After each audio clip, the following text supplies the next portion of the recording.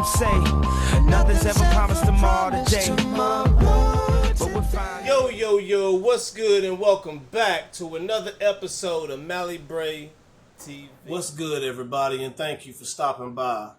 If you are new to my channel, and this is your first time clicking on this wonderful channel, please do me a favor.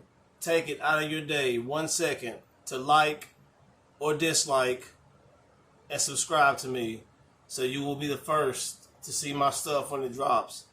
Okay, today's subject is about how I broke my hip as a healthy young 14-year-old. So back in 2004, it was an awkward year for me. I was a 14-year-old boy. I was at a junior high school. Where I come from, there is no middle school. You have kindergarten through 5th grade, or kindergarten through 6th grade, and then you go to a junior high school, which is 7th, 8th, and 9th grade. Then you go to high school, which is only 10th, 11th, and 12th grade. So I was in junior high school in 8th grade. I had no game. You know what I'm saying? I'm a young boy going through puberty. I wanted the chicks. I wanted all that. But I had no game. The only thing I had going for myself was that I was mad athletic. Like, I was faster than all the kids. I could cross dudes up playing basketball, football. I was faster than everybody, so I could run fast and catch the ball. I was one of them guys that always tried to do the most in gym. I was always the guy with his shirt off. Like, I knew what my advantages was, so I took full advantage of it. So when track season came, I knew what time it was. So every year in track, they always put me in the fast shit, like the 100 meters, never the hurdles, like the 100 meters, the 200 meters. I was never put in the 400 because I didn't have the damn lung capacity to run a whole damn lap. But anything that was fast, a short burst, they put me in that. And especially the 4x100 at the very end, when 4 different guys run 100 meters in a race, to equal 1 lap, we was nasty. So this particular year at East Junior High, we have a rival named West Junior High. And they've been our rival for years and years. You know what I'm saying? West Junior High is blue and white. East Junior High, the school that I was attending, is orange and white. We the Trojans, they the Spartans. Like, shit is so similar. And, we had mad hate for each other. When it come time for football, basketball, this is the one game that was going to be in the newspapers. This is the one game that everybody came out to see because it was always action-packed. Like, this was pretty much our Duke versus North Carolina in our little hometown of Marion, North Carolina. So, track season come, I'm ready for it. You know what I'm saying? East versus West is coming up. We've been having track meets, you know what I'm saying? And pretty much to us, every track meet against schools that even matter, the ones that matter, conference meets, we took them serious, but really in our head, you know what I'm saying, we could lose every freaking match the whole year as long as we beat West. If we beat West, it was a successful year. That's the way, we thought as young kids, But I remember against West, they had a fast dude that I've been hearing rumors about named Joseph Yoakum. You know what I'm saying? I'm 32 years old, and I still remember this kid's name because he had such hype around about how fast he was and how I wasn't going to be able to race him. And at my school, I wasn't even the top dog. There was a dude named Buggy. He was the top dog, you know what I'm saying? And they were saying that he would beat Buggy. They weren't even talking about me. So I took that as a defense in the first place. Like, damn, I'm not even in the conversation, and I know I got some wheels. So I figured we're going to see about them. Eventually, the East versus West match comes. So, I'm watching girls run, and it was a cold fucking day. It was a really, really cold day, and the East versus West match was held on home turf at East. At this time, we ran on a concrete track. If you never ran track before, you have no idea how dangerous it is running full speed on asphalt. It's almost like racing on pavement on the road, full speed. And we wear track spikes. These are shoes that have metal, like screws hanging out of them, that are made to grip the ground. They're mostly made for rubber tracks or like grass or some shit. So we're running on concrete with metal spikes. When you run, it's like clack, clack, clack, clack, clack, clack, clack, clack, clack, clack, clack, clack, clack. It's very dangerous. And the track that we had was so chewed up, there was rocks and pebbles. You could reach down and grab a handful of pebbles in between the different lanes on the track. So this particular day, it came time for my race, the 100 meters. You know, one circle on the track, on the average track, is 400 meters long. 100 meters is the straightaway. It's the really, really quick race, just the straightaway, pretty much the length of a football field. So this day, I'm about to see about Joseph Yoakum. You know what I'm saying? They've been saying he got these wheels. I'm about to see about old boy. So it's time for my race. I got the jitters and shit. You know what I'm saying? But I'm hyped. I got Jeezy bumping in my headphones. I'm with it. Let's go. Woo! Let's get it. You know what I'm saying? I'm ready to go. I get on the starting line, and the first thing I notice is that old boy has starting blocks. I don't have starting blocks. So I'm like, oh. Y'all gonna do something about this? They didn't. It was fair. So he had starting blocks. He had something to get down on the ground like the real dudes in the Olympics and kick off of. He had a kickstart. I'm over here, my ghetto ass at East Junior High. We didn't have the same, you know, the same gear and the same stuff that West had because we're a cheaper school. We a ghetto school. So while he's over here in the Olympic style down, you know what I'm saying, get ready to put his butt up and then kick off of him like the Olympic guys do, I'm just standing there like a race in the street when you were a kid, like, you ready? Huh? You ready? I look stupid as hell. So already from the get-go, I was at a disadvantage. So I knew when they cracked that gun, when he kicks off, I'm going to have to play catch-up the whole fucking race. If he is fast, is what they say he is. So we about to see about him. So I'm like, whatever. I'm beside him. Keep in mind, my tracksuit, the shorts come way above my knees. The shorts come mid-thigh. I had on some Under Armour like leggings that were cut off above the knees. I forgot what they're called. It's like spandex. But it was cut off above the knees. And then I had my track shorts on. My track shorts were like this big. It just barely covered your junk. You know what I'm saying? So that's why I wore my spandex underneath. And it was orange. Bright orange. And I had a bright orange top with some spandex underneath it. And I had some gold Nike cleats. Spikes. With the metal screws I'm telling you about. So I'm clack, clack, clack, clack, clack. So I'm ready. So I get down beside him. He's beside me. I look down at the finish line. I'm waiting. I can't breathe. My heart's beating. I'm looking down at him. I look back up. He says, ready. Runners at your mark. Set. Pow. I take off. Now I'm telling you, I'm running with my heart. I am putting every single ounce of energy in my legs. Lord, save me now. Take me to the finish line. I am getting it.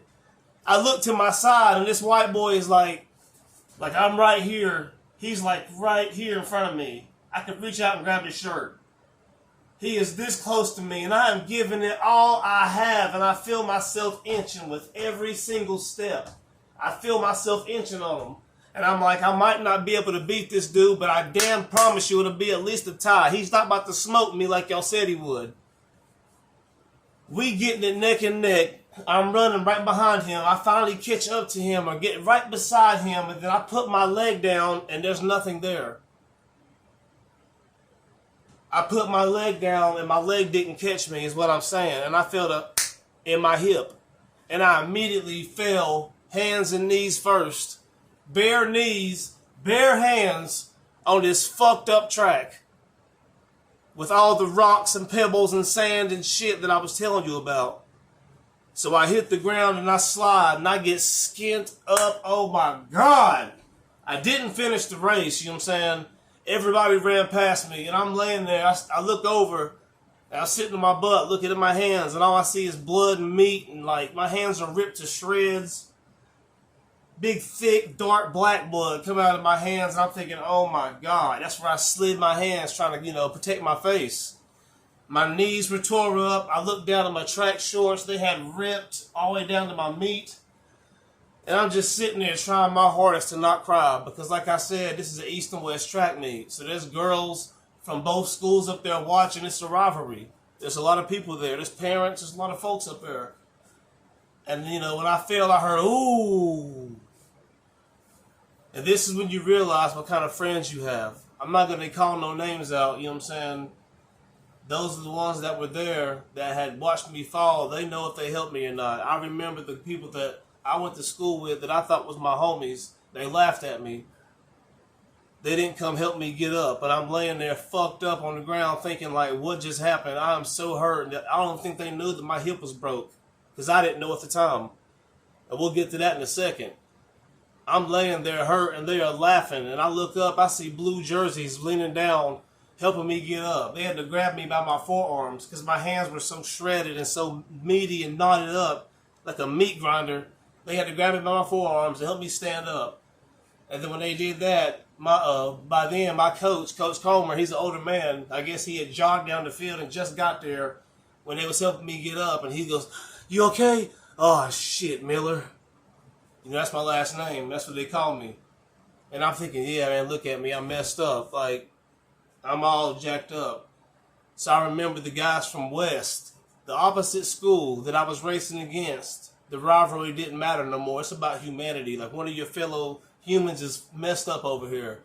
If I would have failed and hurt my face or skinned my face or my teeth up on this damn asphalt, it could have been ugly. And all I heard was my homies laughing at me. So these dudes from West helped me get up. And you know what I'm saying? That's when I met E.J. Carson and that's when I met Chad Logan.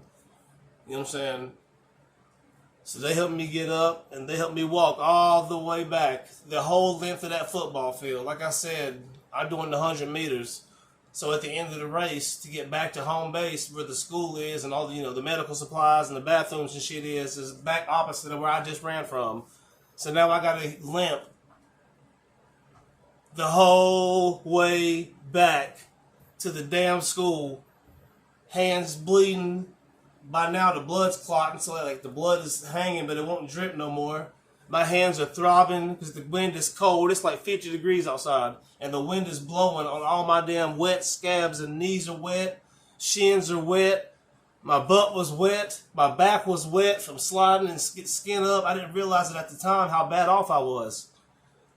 So I get inside, and once I finally get to where nobody can see me, to keep it real, your boy broke down and started crying. You know what I'm saying? I'm 14 years old. I'm like, that shit hurt, And I held it in as hard as I could, like a G. I didn't cry. I dropped a tear in front of none of the ladies, none of the homies, even the ones that laughed at me. And when I got back to the room, I was hurt. I cried in the locker room and called my mom, you know what I'm saying? She came, but I don't think she understood the urgency of what I was saying. Like I said, "Mom, I fell. I need you to come." Like I was like crying. And I think she meant like I tripped and fell or something. But I'm thinking, as old as I am, if I called you and say I tripped and fell and I'm crying, it's got to be worse than, come on now, I'm damn near grown. So when she pulls up and my mom sees how bad off I am and sees the blood, she damn near passes out. And she's all to hell. So she has to sit down and get her breath back before we can even drive to the emergency room. So I'm thinking, damn, I'm so messed up. My mother's messed up. Like, it was a bad situation. So eventually, me and my sister get my mom to the car when I'm the one that's messed up. She drives us to the hospital. And while I'm in the hospital and they're working on me, picking rocks out of my hands with a syringe. If you can imagine a needle that they, give somebody a shot with, without them putting any fluid in it, that's what they use to pick the rocks out of my hands.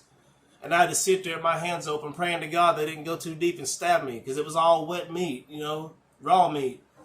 They had numbed me up and had my hands in some special solution by then, but I was just watching them do it. I could still feel it. I didn't like it at all. And it took like 2 hours for them to dig these rocks out of my hands.